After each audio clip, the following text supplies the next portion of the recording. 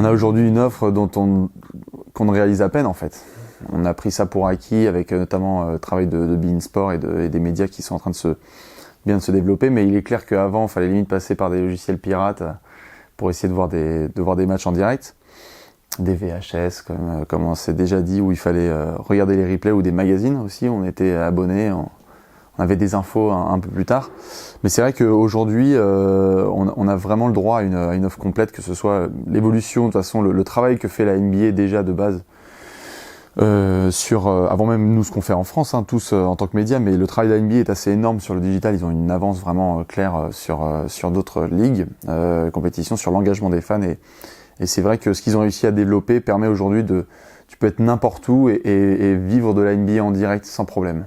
Disons que tu pouvais apprécier différemment, mais à choisir, je préfère quelque chose qui soit bien plus disponible et facile à consommer et à regarder, que quelque chose où il faut galérer, où tu as de la frustration. Parce que du coup, le niveau de frustration est quasiment de zéro. Si tu veux de la NBA, tu peux en avoir soit sur, par exemple, le NBA League Pass qui mettent en avant, beIN Sport, ou aller sur Twitter, ou aller sur les réseaux sociaux. La couverture est telle qu'il y en a beaucoup. Trop, je pense pas, parce que pour moi, il y en a jamais assez. Mais il y en a beaucoup, et je suis un fervent défenseur du plus il y en a, mieux c'est. On est dans l'ère du tout numérique. Et je dis pas ça pour faire un vilain jeu de mots avec le fait qu'on soit sur du numérique. On est sur du chiffre, de la stat dans tous les sens. Tu vois, j'ai pas besoin de te faire de dessin. Tout le monde parle de triple-double dans tous les sens parce que c'est devenu la référence. Il y a des chiffres, des records. Le basket déjà est un sport qui se porte totalement aux chiffres. Faut adorer les chiffres pour adorer le basket. Il y en a dans tous les sens, t'en as de partout. En plus, on est dans l'ère des stats avancées. Donc du coup, il y en a qui mettent des chiffres. Moi, c'est que des fois, je ne partage pas, parce qu'il n'y a rien qui remplace l'œil pour moi, mais c'est bien d'avoir un petit peu des deux. Et pour le coup, oui, tu te retrouves dans une ère où il y a du chiffre dans tous les sens, et donc forcément, c'était pas la même approche avant, où on regardait un peu plus le jeu, et où bon, on prenait des chiffres, mais c'était bien, c'était un apport additionnel. Là, pour le coup, c'est devenu vraiment la quête pour certains. Et il faut avoir tel chiffre, il faut atteindre tel stade, il faut faire ça, c'est la surperformance. Déjà parce que physiquement, et ensuite, statistiquement, vu qu'on repousse toutes les limites en termes on a LeBron, le mec qui joue au bout de la 15e saison comme s'il était là depuis avant-hier. Voilà, essayer de repousser un petit peu les limites, et donc les limites, tu ne peux quasiment que les chiffrer, ou mettre des barrières, et donc en NBA, c'est le chiffre. Et il est clair et net que dans l'ère actuelle, c'est impossible de suivre la NBA sans voir le moindre chiffre. Même quand tu les écris si tu mets 19 et que tu mets DX9, tu seras obligé d'avoir des chiffres quoi qu'il arrive. Donc c'est clair qu'aujourd'hui, ça parfois, je peux moi personnellement ressentir comme du surgavage, il peut y en avoir un peu trop, mais c'est comme ça puisque le sport, in fine, est un sport statistique. Curry, c'est un cas que je considère isolé. Il y avait d'autres joueurs qui étaient des joueurs type Vine avant, mais parce qu'il n'y avait pas le média, ça pouvait pas aller. Si Allen Iverson avait joué dans l'ère de Instagram et Vine, crois-moi que Curry, il serait un joueur normal. Et je dis ça, pareil pour Jordan, pareil pour Tracy McGrady, Vince Carter, t'imagines à l'époque. Donc pour ceux qui connaissent, évidemment, c'est des gros fournisseurs de séquences spectaculaires. En fait, oui, Curry, c'est vraiment moi j'utilisais souvent cette expression, en effet, qui était aussi utilisée sur des articles ricains, c'est le joueur de la génération réseaux sociaux. Parce qu'il fait des actions exceptionnelles qui se séquencent assez rapidement. C'est des gens qui ne connaissent rien au basket et qui vont découvrir ces petites images, ça va être spectaculaire. Tu peux retrouver du Stephen Curry dans des best-of des meilleures actions de l'année de tous les sports. Et tu en trouveras parce qu'il est juste spectaculaire. Je crois que je dirais que c'est lui le apex un petit peu de toute cette génération et de toute cette montée en puissance des réseaux sociaux, mais il y en avait avant, il y avait juste pas les outils qu'il fallait. Clairement, parce qu'il y avait des joueurs ultra spectaculaires qui auraient bien aimé avoir autant de réseaux sociaux et qui auraient beaucoup plus de notoriété aujourd'hui. Mais je crois que, disons que lui, c'est le virage.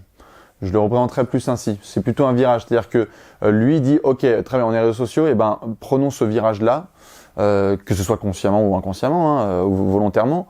Mais pour le coup, lui, il est comme ça, et d'autres suivent dans son sens. Mais je pense que c'est plus le numérique qui avance et Curry qui se colle à ça, et d'autres franchises qui avancent et d'autres joueurs qui avancent, plutôt que lui qui dit ah bah tiens, on va aller dans ce sens-là, je dirais.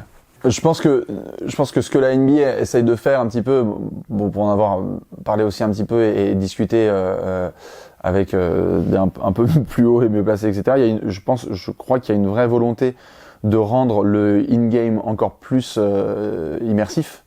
On a envie de se sentir encore plus proche. Pour donner un exemple tout con qui me passe par la tête là, Nike est rentré en contrat avec la NBA sur les maillots et ils ont mis des tutes sur les maillots qui fait que maintenant tu peux recevoir des données pour être encore plus proche. Les joueurs sont de plus en plus poussés à prendre position sur les réseaux sociaux aussi. Donc je pense que le next step, c'est essayer notamment de ne plus les considérer uniquement comme athlètes et compétiteurs, mais aussi comme des personnalités. Ça c'est de plus en plus le cas. On a des joueurs qui sont, voilà, James Harden, c'est aussi la barbe et un style. Russell Westbrook, avant même qu'il ait posé un orteil sur le parquet, on regarde comment il arrive parce qu'il porte les fringues. Donc il y en a plein qui sont comme ça. Je pense qu'en fait, sur la consommation même du jeu, je pense que vraiment il va y avoir de plus en plus d'intégration des joueurs et des statistiques dans le visuel, c'est-à-dire dans la télévision, dans la NBA League Pass et dans d'autres choses. Je pense qu'il va y avoir de plus en plus la NBA va pousser de plus en plus les fans à prendre part. On le voit, ça fait des années, c'est les précurseurs. Tout ce qui concerne le All-Star Game, à vouloir faire des votes, les fans qui décident comment ça va se passer. Il y a même eu des années où le Dunk Contest, donc pendant le Star Weekend, était voté par les fans. Ils font des tests, ils essaient de voir ce que ça donne. Et je pense qu'ils vont vouloir de plus en plus à ce que les fans, puisqu'on est dans une ère où tu as le téléphone greffé dans ta main, à les rendre encore plus part de l'action et de ce qui se passe.